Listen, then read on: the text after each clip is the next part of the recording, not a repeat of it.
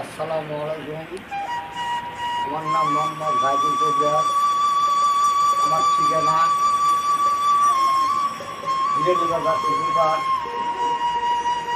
আমি তোমাকে কিছু গাছের তথ্য দিতে চাই।